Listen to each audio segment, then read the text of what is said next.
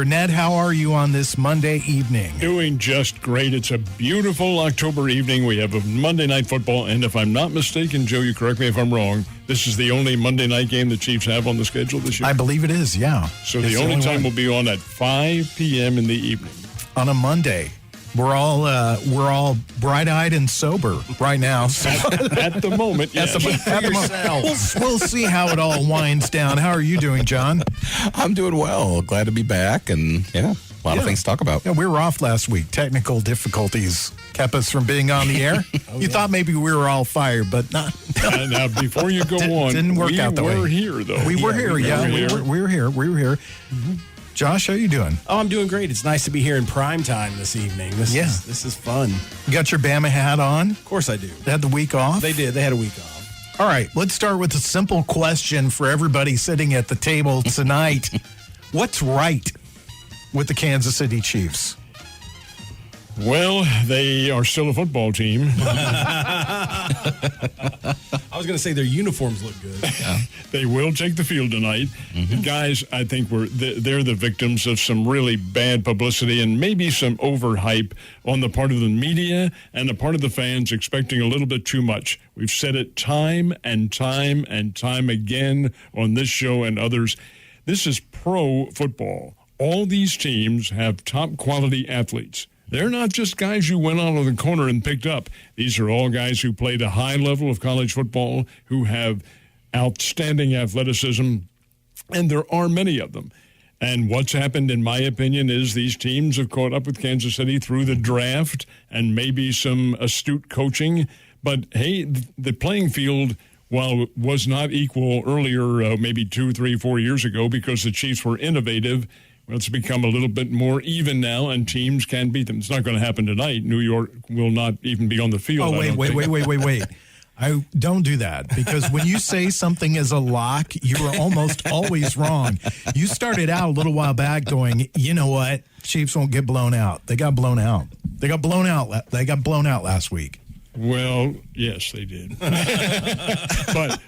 I can't see that happening tonight. With Tennessee, Tennessee had a weapon, Derrick Henry. They stacked against him, so Tannehill picked the defensive backfield apart. You could see that. Well, the Giants do not have that kind of weaponry. They have good players. They're not great players, but Saquon Barkley, who would have been in that capacity, he's not playing. It just is not... It doesn't really match up very well for New York. I think Kansas City wins this one, but we'll go into that a little bit later. What do you think, John? I do have something right with the Chiefs that I can go to. So Don't say Dan Sorensen, please. No, not at all. Actually, someone much different. So, I noticed when I went to the game a few weeks ago, the Sunday night game, I mentioned a name, and since then he's just not stopped the momentum, and that's Nick Bolton. Mm-hmm. He's a rookie. He is not playing like a rookie. He leads the National Football League in tackles for loss. He didn't even start when Hitchens was still available, and he's fourth in tackles overall. That kid, Derrick Henry had 86 yards rushing last week, but boy, did he have a lot of 2-yard gains that got stuffed by Nick Bolton. It's Nick Bolton, he's a linebacker, isn't he? He is. Well, then that's a problem right there. Let me tell you, straight up, that's a problem. Sure, any defensive coordinator will tell you, on runs, if the linebacker's making the stop, there's a problem. But they would also say it's better that the linebacker makes that stop than the D-backs. Right. Yeah. Well, it's different levels. You want your offense. You want your defensive lineman to make that stop. Yes, you want them to clog it up. And then it's the linebacker, and then, your last resort is the safety. But, Joe, you'll also see that in most box scores, it is the linebacker who leads the team in tackles. Yeah. Mm-hmm. What they do is they crash. When they do, they also leave a very vulnerable spot in the defensive backfield. And that's what they did last week against Derrick Henry. I don't think they'll do that tonight. I think they'll retain their position as such. And you're right about Nick Bolton. He has played outstanding football, and he's going to have to, because Hitchens, who calls the defensive signals, is not there and not be for the rest of the year. That elbow injury is a whole lot more serious than they say that it is. Josh, what's your thoughts on the Chiefs? Anything right there besides Nick Bolton? Their uniforms look good. I like the color scheme. I don't know. I hate to be such a grumpy Gus about the Chiefs, but man, they just week in and week out, it's tough. It's tough to expect beyond what we're getting, because it seems to me like They're not doing anything to fix the defense, and the offense is trying to force it now more than they were. It's not coming to them as naturally as it was, probably for the reasons that Ned was saying. Teams have figured them out. These are all professional athletes. And so I see them forcing plays, which are leading to these turnovers and miscues and mistakes. And, yeah, so I don't know. Are you going to blame the media like Ned? No. Who blames the media for everything? No, I'm not going to blame the media. We are the media. Not everything, just almost everything. There you go. That was a terrible performance last week. It was awful. It was a terrible performance. The defense looked terrible. The offense looked terrible. They've looked out of sync since the first week. They just have not looked for themselves. And I wanted to bring this up to you guys because I was interested to see the reactions on both sides of the ball. Patrick Mahomes says, I've got to play better. Tyrann Mathieu screamed at the fans. Yeah. What's your thoughts on those two reactions? Well, for Mahomes to say he has to play better, I know what he's doing. He's accepting blame, but wait a minute now. You're not the only person on this team. There are others, and everybody has to play better. And I think maybe Mahomes may have lost the context of what the team aspect of football is. And that may be one of the reasons why they haven't played up to par. But a leader takes things on himself. But he does that with every single game. The leader does that, and the leader knows he's the leader, and Mahomes knows that he's the leader here. But is he ready to handle that burden of being the leader? Is he a Tom Brady? No, he doesn't have the experience yet. He's only been in the league for just a few years now, and the fact that he is young, he is impressionable, the fact that he has done, and please don't misunderstand, I'm not laying blame on him for this, but he's made an awful lot of money out of football in commercials and things. His attention span may have wavered just a little bit, and it would for all of us if we were in that case. He's got to refocus on himself, what his duties on the team are, and what his charge is from the coaching staff and the front office, and not overstep those boundaries. Yeah, he can play better. That's fine. He can be. Everybody can always do something better, but he has to have defensive support too. He has to have a leader on defense. There are a number of aspects to leadership in football. It isn't just one person. John, what's your thoughts? Two things. First, continuing on with Patrick Mahomes, I think what I'm seeing more than anything else is the Chiefs aren't getting it done anywhere else. And I think Mahomes, you bring up the inexperience. You have to remember this is still a young quarterback. And I think sometimes people lose sight of that with the MVP and the Super Bowl. He is forcing the issue so much. Passes from his back, runs that he probably shouldn't be trying to get those extra yards. It's going to take a toll on the team. And I don't blame Patrick Mahomes, but I feel like he's thinking, I'm the guy, I've got to turn this around. Now, as far as Tyrann Mathieu is concerned, what he said about the fans is inexcusable. I'm a big fan of his, defend him a lot. This probably isn't a popular opinion. If I was the owner of any professional sports team at this point, I would say your social media account is deactivated during the season. You can reactivate it afterwards. While you are active on my roster, your account does not exist, because this is such another example in just this train of stupid comments that come back to bite guys like this. And it's a heat of the moment comment. He apologized, but at the same time, it's inexcusable. You can't take it out on the fans. Cut him. I would have cut him. I would have just, because you know what? Yeah. He's not playing that well. So what difference does it make if I think the Chiefs are at the point of maybe going, all right, let's try some young guys. Nick Bolton obviously getting in there. Let's see some of these young guys. Let's see what they can do, because these other guys are not getting it done. And, Joe, that may happen, but it'll be later on if they're out of contention and things like that. Sure, I can see that, but not right now. You don't want to get rid of an old pro who's been around. Here we're going to carry this to another level now. That is one of the major problems with social media. It is a knee-jerk reaction. And we all do it. I'm mad at him. I'm going to take it. It happens. That's the way. And it can't. Because it doesn't allow for a level amount of thinking. These guys are not dumb, but they do react to circumstances that really rankle them for the moment, instead of sitting down and making a rational decision. Should I even say anything at all? And the answer is no, not at all. Josh, your thoughts on what's going on here? Well, I respect Mahomes for taking that stance, saying I need to play better, because he does need to play better. But Ned's right and John's right. He's not the only problem with that team. But I feel like this is an opportunity for him to try to become more of the leader that we think he should be, by taking responsibility, taking it upon himself. But he's got to deliver, and he needs to stop trying to force the issue like he's been doing the last few games, and just let the offense run. Now, I've never been a fan of Tyrann Mathieu because he played for LSU. He was a loudmouth there. He was. He got in trouble there for being who he is. And with the Arizona Cardinals, he had his issues. And so this does not surprise me a bit. And I agree with you, Joe. I would have cut him. No, it's just interesting take on the whole thing. Just interesting to see how the two sides played out.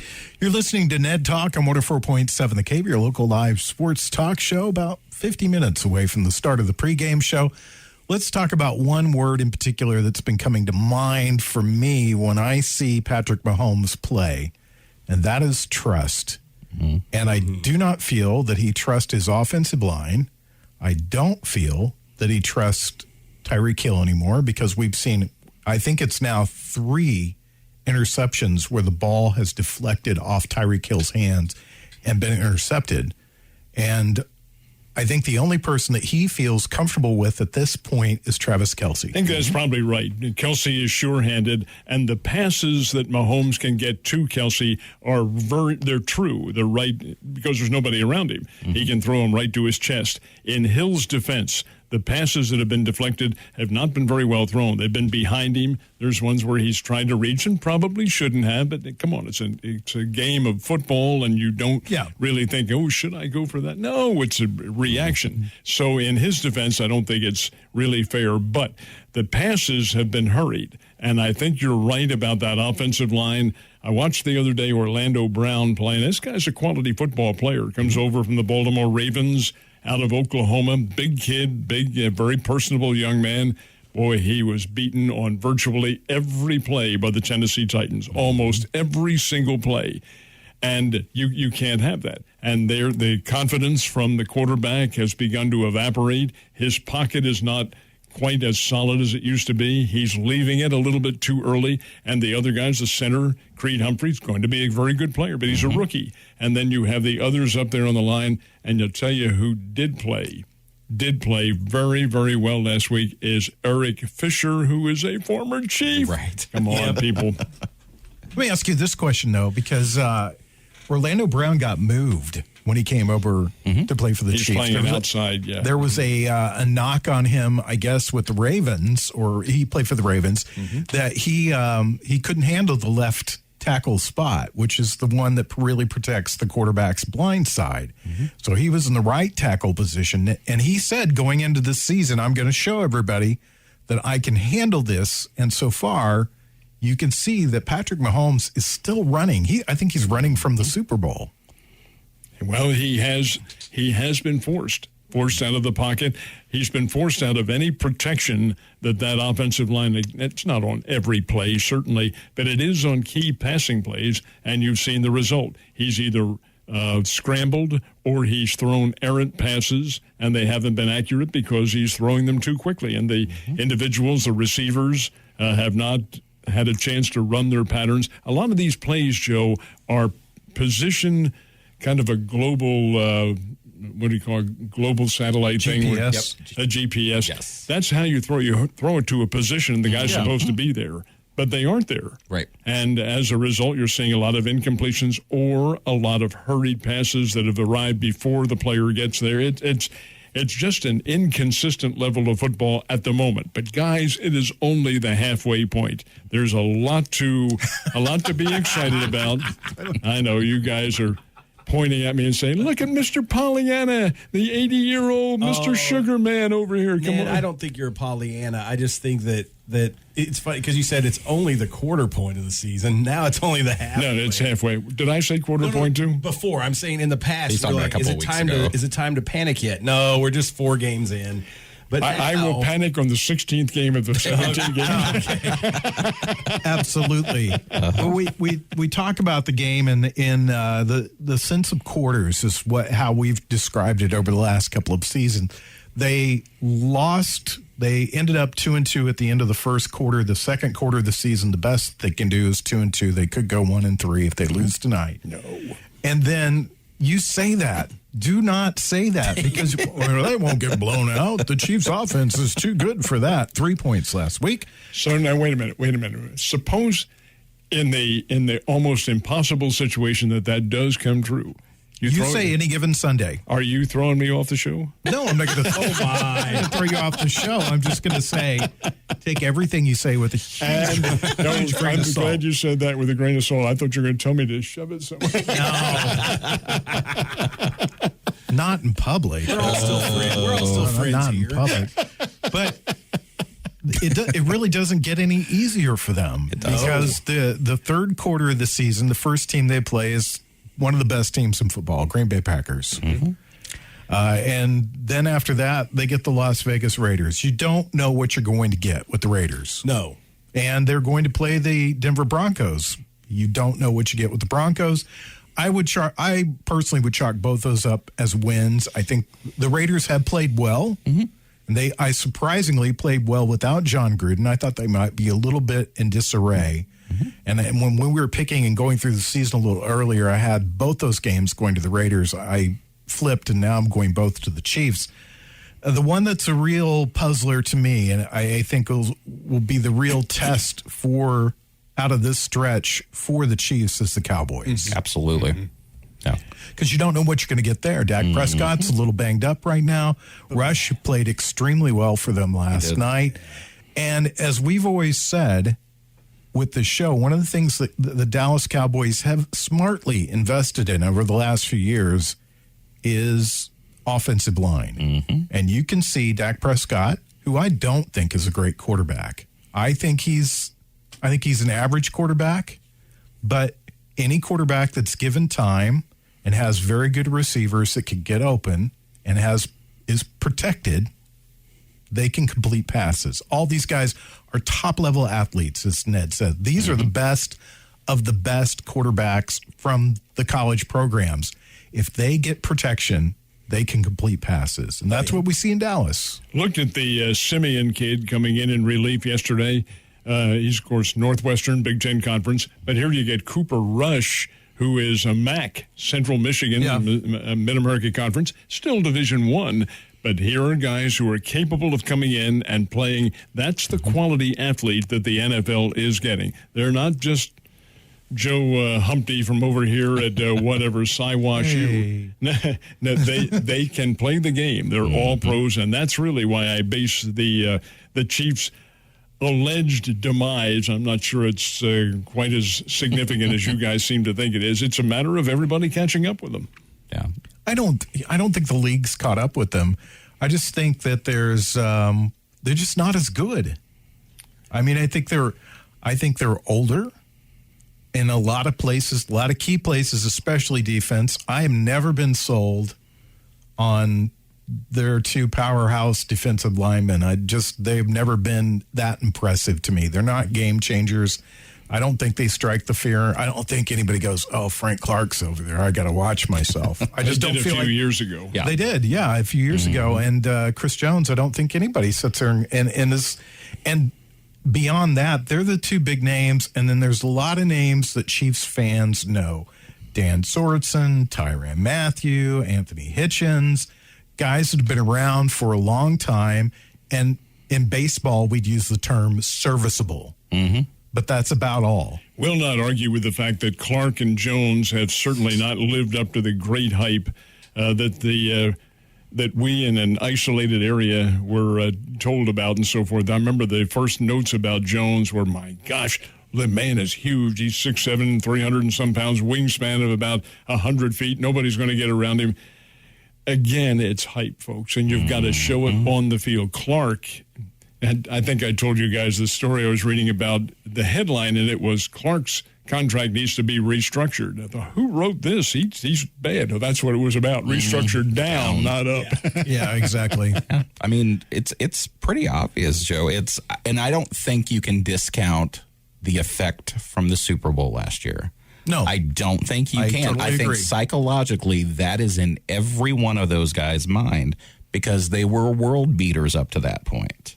Yeah. And I think the fact that Mahomes ran for his life, no matter how tough that offensive line is, he's going to have that in the back of his mind from that caliber of a game.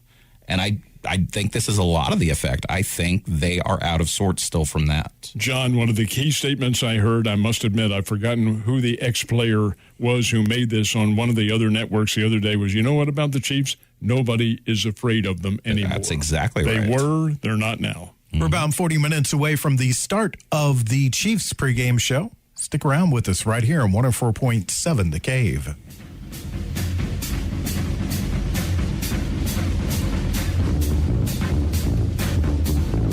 You're listening to Ned Talk on 104.7 The Cave, part of the Kansas City Chiefs Radio Network. Back to Ned Talk on 104.7 The Cave. A proud member of the Kansas City Chiefs Radio Network. Ned Reynolds clearing his throat on the air as we Did I clear my throat? I apologize for that. I apologize. second segment of the show, your local pregame show. First of all, I want to start with John. What was the exact verbiage you used a minute ago when you were describing when you knew the Chiefs were going to lose last week? I think I said I knew we were flambéed whenever Derrick Henry completed the pass. Man, I think that's exactly my what I heart said. just skipped a beat for a second there. Yeah, just absolutely skipped a Oh, beat for a is second. that right? There is no 7-second delay. Oh, horrors. There's no seven. We did have one put in, but they took it out. I need a They moved 30-second it- delay they moved with it this to group. another station here in our group that needed it more than we do. All right, so let's look into the future. Let's talk about the game tonight. Mm-hmm. They're going to play the football Giants, who are not a very good football team. I use the term football loosely with the Giants and team. Haven't been very good for a while, so this is a good place for the Chiefs to get well, don't you think? Ask you a little bit of history here. Do you know why they are termed the New York Football Giants? Because people in New York are pretentious. It dates all the way back to the 1950s when the New York Giants were also the baseball team. Right? Yes. And it was the likes of Howard Cosell and Al D. Rogatis and all those old announcers back then who they threw the sport in there to clarify what the two of them were. Oh, you're right, Joe. I liken this game, and I think it's probably going to be the way it goes, to when the Chiefs played the Washington football team. It'll be maybe relatively close for the first half. New York will get out there. They're not going to roll over and lie down for this team. They'll get out there. They'll play tough. They may experiment a little bit with defensive packages on Mahomes to see if they can shake him up. But down the stretch, the Chiefs are just simply too better. And in the second half, they'll kind of flex their muscle a little bit and beat them by maybe a couple touchdowns. Okay, a prediction earlier. Well, I haven't given a score yet. Okay. All right. Let's say the dirtiest word in Chiefs Kingdom right now, and that's Spagnola. Right. It's the dirtiest word you can say in Chiefs Get him Kingdom. out. Are you surprised at this point in the season that some adjustments have not been made? I'm wondering if they can make them. Yeah. That's just it. Do they have the personnel to be able to put somebody else in to occupy the role of, well, for instance, defensive end and linebacker? Do they have the key personnel? And they may not. You might remember the big trade or the big acquisition they made is Josh Gordon, a wide receiver. Now, that's not a bad acquisition, but does it help the defense? Heavens, no. And that's where the defensive, well, all aspects of the defense do need some additions, and they have not drafted for those positions. I think therein lies the problem. Is that Spagnuolo's fault? That's hard to say. How long? The guy he replaced, Bob Sutton, was an outstanding football coach. Yes, he had troubles with the defense. Is it his fault that they were there? Sutton, my goodness, his coaching pedigree is outstanding. Here's Spagnuolo, who comes in, and let's dial back a little bit to 2013, I think it was. New Orleans Saints dead last in defense in the NFL. And who was their coach? That's right. What do you know about that, sports fans? What do you know? Yeah. Anyway, it's probably not all his fault, but who can you get? Who are the key elements? What kind of an individual can you get without trading away your whole franchise? I don't know. Is it arrogance, though, that the Chiefs have not made some adjustments around here somewhere? Even if you don't have the personnel, there's things that you can do to kind of shore yourself up, and they don't blitzing more. Yeah. Is that the answer? And we saw a couple of seasons ago, they went to blitzing more, and it seemed to help. Mm-hmm. If I'm being honest, the MVP for the Chiefs defense tonight is Daniel Jones. So it's honestly, no offense to him. He's an athletic kid. I like him. But, I mean, the Giants are in a sorry situation. He's got 5 TDs, 4 interceptions. And not to mention, there's a guy named Saquon Barkley that plays for the Giants. Do you want to know who the leading rusher is? It's Daniel Jones. Yeah. So if there's ever a time for the Chiefs defense to excel and get back right on track, it would be tonight against this football team. You know, we watched some pregame. Look, I'm not a coach. I don't profess to be an NFL coach. I don't profess to know the ins and outs of the game the way those guys do. They're paid for it. We watched a couple of preseason games. There were a couple of kids, and I can't remember their name. One was a defensive back that played stride for stride with some guys. Now, granted, this was 3rd and 4th quarter in preseason, and there was a kid, and I can't remember his name. It's Tim something, and he had been on the roster the last couple of years, and they were calling his name constantly, and they were playing him full game, and then they cut him right before the season started, and I was like, what? These 2 guys are not on the roster, and they were making some plays. Now, again, against players probably closer to their level, but they were showing a desire that they wanted to be out there. I'm going to mark this down in the arrogance category is where I'm going to put it. Ned, what do you think? Well, you can put it at that level. That is true, but there are so many variables that go into keeping players.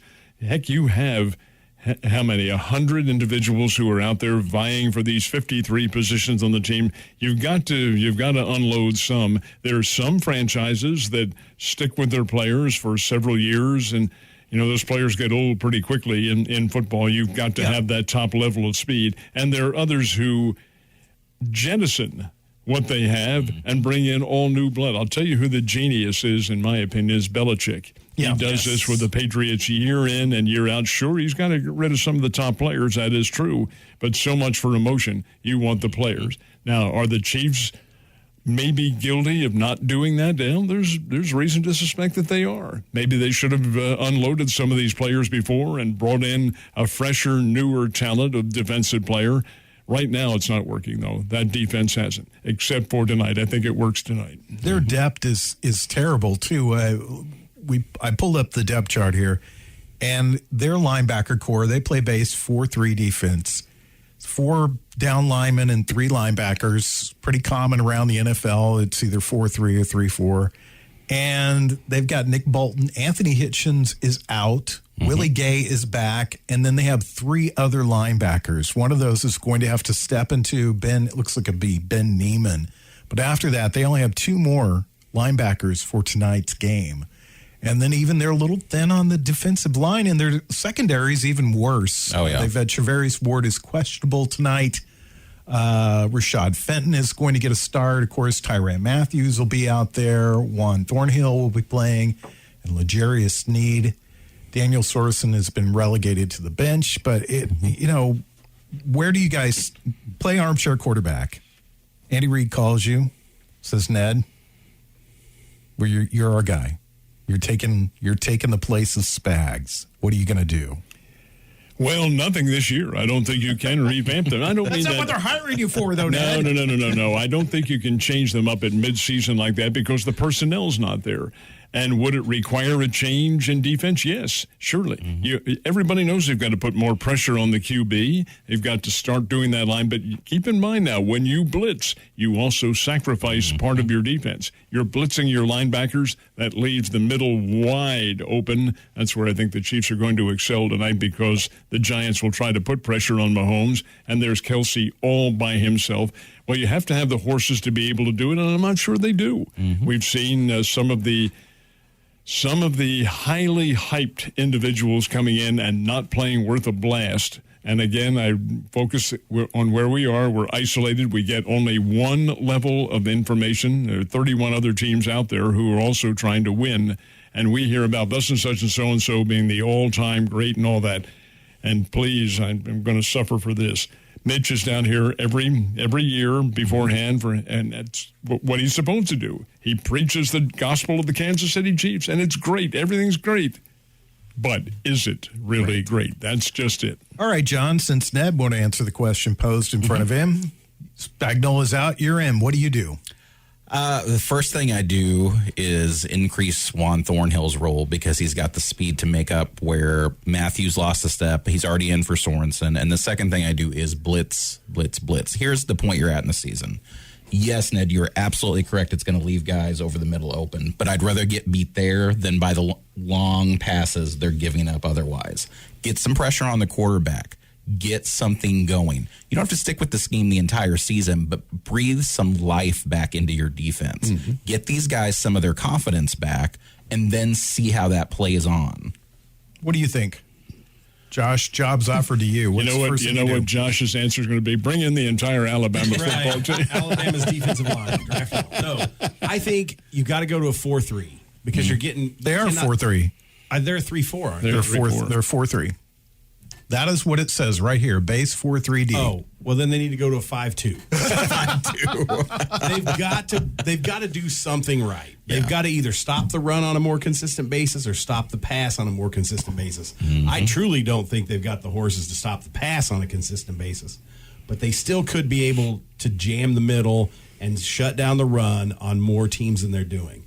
That's the first thing I would do. I would move these people back to their strength positions and stop moving them out of position. And then there's got to be, like you said, there's got to be some hungry younger guy, some practice squad guy that wants to play and is going to put out maximum effort and make a name for himself if you get him on the roster. That's how Sorensen worked his way into the lineup, so sometimes you've got to tap those guys if they're doing well.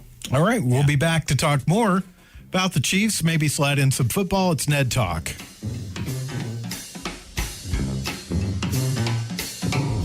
You're listening to Ned Talk on 104.7 The Cave, part of the Kansas City Chiefs Radio Network. Back to Ned Talk on 104.7 The Cave, a proud member of the Kansas City Chiefs Radio Network. We're about 19 minutes away from the network taking over the pregame show with Mitch Holtis, Art Haynes, Dan Israel, and the crew. We've given a lot of grief to the defense. Let's turn to the offense. Besides Patrick Mahomes, which I still think Patrick Mahomes is the best quarterback in the NFL. I think that what you're seeing is a guy trying to do too much, and also a little bit of what Ned says, the league catching up with him in certain ways. A lot of teams have sold all out on double teaming Tyreek Hill and Travis Kelce. And he doesn't have faith. He doesn't trust his offensive line. He doesn't trust McCole Hardeman. He doesn't trust Byron Pringle. He doesn't trust, we were just talking off air, Demarcus Robinson is he's their third wide receiver. I can't remember his name being called this season. I mean, I'm not even sure if the guy caught a cold, let alone a football this year. Very rarely. I mean, so let's talk about that. You know, how do the Chiefs improve offensively? I mean, they don't have a running game at all, period. And that's the injury to Hilaire could not have come at a worse time for them. So they didn't have a running game with Hilaire. Well, but at least there was something. Now you really don't have that. And I'm going to be honest on Byron Pringle and McCole Hardman. I know Mahomes doesn't feel he can trust them, and I know they've had drops and fumbles, but at some point, the only way you're going to get their confidence and feel comfortable is if you keep going to them. So ride them until people start covering them, and then they open up your other two targets, Kelsey and Hill. Do you think the Chiefs go away from their running game too soon, Ned? I don't think they really had all that much of one. He was Edwards-Helaire is there more of a kind of a decoy than anything else. I don't mean that in the literal sense, but hey, you hand off to him, that sets the little stack for him and all that sort of thing. Then you pick him apart over the middle. Well, his absence, as John just pointed out, is really critical. Now, the Williams kid who is in there has run well, but he's not the threat that a Clyde Edwards-Helaire is, and that does make a difference when you're not stacking your defense for him. Like a Derrick Henry, or what used to be a Derrick Henry running for the Tennessee Titans. That's how you aimed your defense at stopping him, because he's the primary objective. Well, with Mahomes, the primary objective is, of course, the pass. That's what you've got to guard against. And a running game would certainly help to offset that sort of thing, and they do not have that right now. They also are missing, guys, the Sherman kid, the big blocking back there, the fullback who was called on maybe once or twice a year to run the ball. The sausage. But the sausage could block, and that's a key. Yes, he could. Oh, yeah. Yeah. You're seeing a lot of times, too, that chip block that's supposed to come in to help protect the quarterback is not there a lot of times. A lot of times, too, it's the design of the Chiefs to throw that, to have that guy outlet and release a little bit early, but he's got to chip somebody before he releases, and we're not even seeing that. Let's talk about the offensive line, this revamped iron curtain that they were putting up around Patrick Mahomes, which has not been so iron. It's not been good. Yeah, I'm still going to give them credit where credit's due. They have not played that badly. I mean, you go back to the Super Bowl last year, it was atrocious. And yes, there were injuries. Has it been great? No, you've got a lot of new guys fitting into a scheme. Alex Smith and Travis Kelsey doing some man love on the TV right now. Yes. Yeah, I thought I mentioned that. Real quick. No, I think, Humphrey is a rookie. He's done a very amicable job. Brown is a capable player, but again, he just really hasn't protected the blind side like they've hoped. Wait a minute. Let's stop. Amicable and capable are not words that I want to use or you have used to describe the guy that's protecting your billion-dollar quarterback. He's still a rookie, so you've got to expect mistakes. I mean, he looks good. He looks like he will be a perennial All-Pro. And to me, that's why rookies don't typically start. Duvernay Tardif. He's there. I'd play him. I agree with you, Joe. He needs to be in. Yeah, and I think Patrick Mahomes trusts him. Yeah. Lucas Niang is not a starter anymore. He's lost his job. Austin Blythe, the guy that was supposed to do the snaps this year, he got beat out by Creed Humphrey. Nick Algretti, they've got a little bit of depth at the offensive line, so you could see some changes being made, but they're still sticking with those these guys in at the very least for motivation for the veterans. Well, the thing about it is we don't know what's going on the sidelines and in the practice sessions and things like that. I don't know what the rating system is that Reed has. Thus and such didn't practice very well, so we're going to move. All that may figure into it. We just simply do not know. But no, you're right about these guys. They have not really been there, and nor have they contributed all that much. But I think the offensive line, more than anything else, is all so new. Now, they shouldn't be new now. We're about to be 8 games into the season. But again, establishing a rhythm and a cadence to an altogether different quarterback now, you're not used to playing with a guy like this, may involve a whole lot more from what we know. Well, special teams looks good. Yeah. I feel like they need to adjust moving the pocket to try to continue to protect Mahomes, because obviously he's a mobile quarterback. He needs to be watching film of Lamar Jackson, seeing what he's doing, because I feel like Lamar Jackson has found a good balance between looking to pass but realizing when it's time to run. And I think that Mahomes has probably been told since he got into the NFL, you don't want to run, you want to throw, which is true because that prolongs your longevity as a quarterback. But I think at this point, I feel like he's got more opportunities to make positive plays by running if he can protect the ball better than what he's doing. And I don't think that I think he's forcing a pass instead of just running for 3 or 4 yards and being done with it. And so I think that's another thing that the offense needs to adjust. What do you think, Ned? I mean, I think what Josh says is very valid. Well, there's a valid point to it, but do you want your $1 million, or in this case, $1 billion quarterback running the ball? This is the NFL, and you're taking chances now, and we've seen it on injuries. And the more that he runs, the more prone he's going to be. Heck, he got kicked in the head last week at Tennessee. Fortunately for everybody, it was not serious. But these things can happen. They can happen on any play. It is a rough, physical game. No, I say no. Running's got to be very limited, and really only in a desperate situation for him. He's got to throw. He's got to practice the art of keeping his timing and getting those receivers free.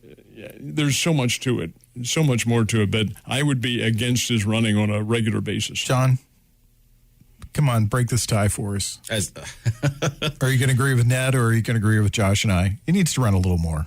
Yeah, he's run a lot, though, Joe. That's the problem. But he's not running in the right direction, though. Well, I understand running that, around in circles. It's not effective running. It's panic running. It is, but I mean, I made that joke about Daniel Jones, and I can't tell you how many games this year Mahomes has been the leading rusher for the Chiefs. It's not any better. Well, look at Josh Allen, though. When Josh Allen effectively runs the football. He does. Very effectively runs the football, and is also a passing quarterback. You can do both. You can. Yeah. And teams can be scared. I don't know what he's going to do. With Mahomes, they know he's going to throw. And that was one of the things that first impressed me about him is a lot of quarterbacks come in the NFL that are younger, athletic quarterbacks, and they're there to run. And you see over time, those guys spend a shorter amount of time in the NFL, like Ned's point. But you're seeing this new breed of quarterback that is smart enough to go, you know what? I'm not going to helicopter into the end zone like Bullwinkle the Moose for Denver Broncos. I'm going to slide and get down, and I'm going to make the pass when I can make the pass. But, I mean, I was impressed with Josh Allen and the way he played. And Josh Allen's a very good QB, and his offense is built that way. The offensive scheme is for the offensive line to develop that running game. I don't think it is with the Chiefs. It's designed to protect the passer. And not doing that, though. Well, but not for him to run. When he's running, guys, he is not running with protection. He's running because he is forced to. Let real quickly, because we have to go to a commercial break, but real quickly, some of this lay at the feet of Andy Reid, because this is Mike Martz all over again, because it's like they are so one-dimensional. Well, that's what got his career in Philadelphia was very good over a number of years, and then began to slide a little bit, and a lot of that was because it was not defense-oriented. Well, it's not even that offensively. They're going to pass. Yeah, they're going to pass. They're going to pass. They're going to pass. I mean, and that's hard on your offensive line because they hate the pass block. They love to run block. And it's hard on the athletes on your team because every play they're going full out because it's a pass play. But you do what the boss tells you to do. Well, sometimes the boss is wrong. Yeah. We'll be back in a few minutes. Ned Talk.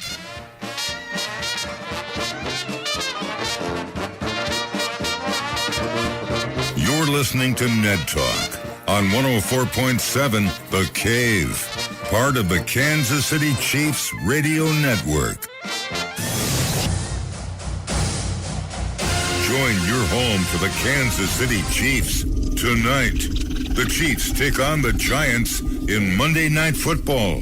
Pre-game coverage starts at 5 p.m. with Ned Talk. Touchdown! Kansas City! It's brought to you by Fazoli's, My Dentist, Watson Metal Masters, Chevy Dealers of the Ozarks, Sturdy Real Estate, and Queen City Motors. You're listening to the home of the Kansas City Chiefs, 104.7 The Cave. Back to Ned Talk on 104.7 The Cave. A proud member of the Kansas City Chiefs Radio Network. We are back on the air, and we are time for our picks. Not our noses, but our picks for tonight's game. I'm so glad the show wasn't on the air last week because we were here actually. Ned made me pick, and I said Chiefs win because I thought they were getting their act together, and I actually picked the score right for Tennessee. I said 31-27. I didn't think that.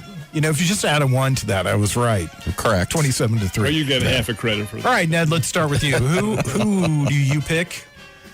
I picked the Chiefs to win tonight, and I'm going to say it's a ditto mark of the game against Washington. I'm going to say the Chiefs maybe get started slow, maybe a close game at halftime, but probably pull away and beat the Giants. I'm going to say something to the